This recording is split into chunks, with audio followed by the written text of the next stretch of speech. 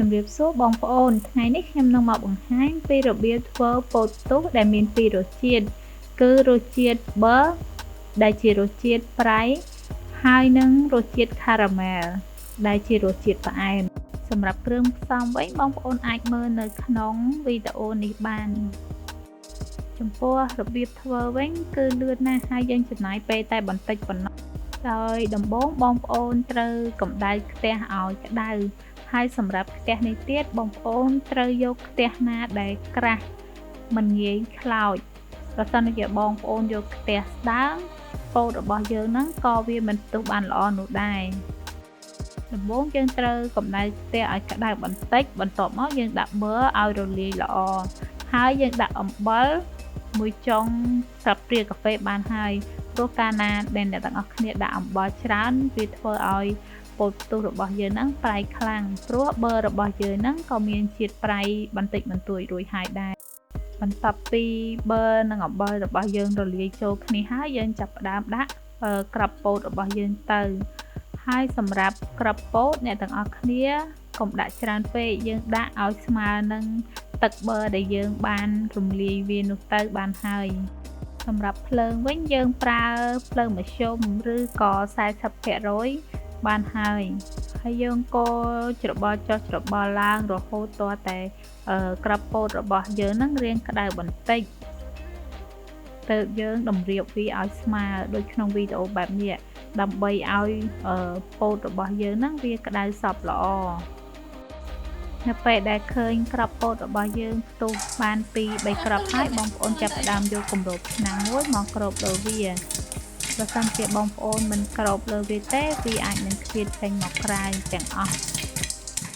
នៅពេលដែលពោតយើងចាប់ផ្ដើមផ្ទុះបងប្អូនត្រូវបន្ថយភ្លើងមកត្រឹមតែ100ឬក៏ 25% បានហើយដើម្បីកុំឲ្យពោតរបស់យើងហ្នឹងងាយនឹងខ្លោចឥឡូវហ្នឹងពោតរបស់ខ្ញុំហ្នឹងកំពុងតែផ្ទុះល្អណាស់ហើយសម្រាប់ខ្ទះរបស់ខ្ញុំហ្នឹងវារាងក្រាស់ដូច្នេះទោះបីជាខ្ញុំដាក់វារាងយូរក៏វាមិនខ្លោចបាននោះដែរប្រសិនជាខ្ទះបងប្អូនស្ដើងប្រសិនជាទុកយូរវាអាចនឹងខ្លោចបានហើយមួយទៀតប្រសិនជាបងប្អូនចង់ដាក់ស្ករបងប្អូនធ្វើដូចគ្នាគ្រាន់តែបងប្អូនបន្ថែមស្ករនៅពេលដែលយើងដាក់អំបិលយើងបន្ថែមស្ករបន្តិចទៅបានហើយឥឡូវនេះពោតផ្ទុះរសជាតិប៊័ររបស់ខ្ញុំហ្នឹងក៏បានធ្វើរួចរាល់ដែរសម្រាប់រសជាតិវិញគឺល្មមមិនប្រៃពេកទេគឺឆ្ងាញ់ល្មមតែម្ដងប្រសិនបងប្អូនចង់ទុកឲ្យពោតផ្ទុះរបស់យើងហ្នឹងស្រួយបានយូរល្អនៅពេលដែលពោតចុះត្រជាក់បន្តិចបងប្អូនយកវាទៅដាក់ក្នុងដបកែវមួយហើយគ្របឲ្យជិតនោះពោតផ្ទុះរបស់យើងហ្នឹងស្រួយបានរៀងយូរក្រាន់បើដែរហើយនេះជារសជាតិទី2គឺរសជាតិខារ៉ាមែលដែលខ្ញុំបានប្រាប់សម្រាប់រសជាតិខារ៉ាមែលនៅពេលដែលយើងបំពងយើងមិនចាំបាច់ដាក់ប៊័រឬក៏អំបិលអីនោះទេយើងគ្រាន់តែចាក់ខ្លាញ់បន្តិចបន្ទាប់មកយើងដាក់ពោតចូលទៅហើយយើងលាងក្របពោតនោះឲ្យរាងផ្ទុះបន្តិចបន្ទាប់មកយើងចាប់ផ្ដើមយកគម្របឆ្នាំងមកគ្របដូចគ្នាសម្រាប់ខ្លាញ់វារាងក្តៅលឿនជាងប៊័រដូច្នេះយើងដាក់តែមួយភ្លែតគឺពោតរបស់យើងនឹងផ្ទុះហើយសម្រាប់ពោតផ្ទុះមួយនេះយើងដាក់តែខ្លាញ់អញ្ចឹងវាអត់មានរសជាតិអ្វីនោះទេគឺវាសាបប៉ុន្តែក៏យើងអាចញ៉ាំបានដែរប្រសិនបើយើងបើកគម្របវាទៅវានឹងផ្ទុះចេញមកក្រៅបែបនេះដូច្នេះយើងត្រូវបិទគម្របវាឲ្យជិតនៅពេលដែលពោតរបស់យើងឈប់ផ្ទុះហើយយើង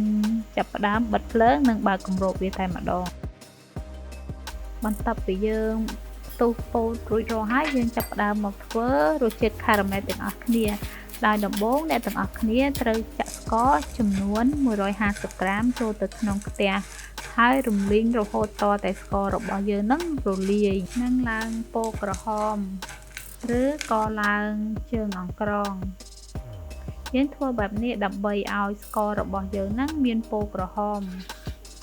បន្ទាប់ពីស្ករយើងរលាយអស់ហើយយើងចាប់ផ្ដើមដាក់ទឹកចំនួន50មីលីលីត្រចូលទៅហើយយើងត្រូវរំងាស់ឲ្យស្កររបស់យើងនឹងឡើងជើងអង្ក្រងម្ដងទៀតហើយឲ្យវាមានពណ៌ដិតជាងមុនចំពោះភ្លើងវិញបងប្អូនត្រូវប្រើភ្លើងតិចៗបានហើយដើម្បីកុំឲ្យខ្លោចស្កររបស់យើង បន្ទាប់មកយើងចាក់អំបិលបន្តិចចូលទៅហើយកូរឲ្យវារលាយយើងកូរទាល់តែស្កររបស់យើងហ្នឹងក្លាយជាតឹងម៉ែ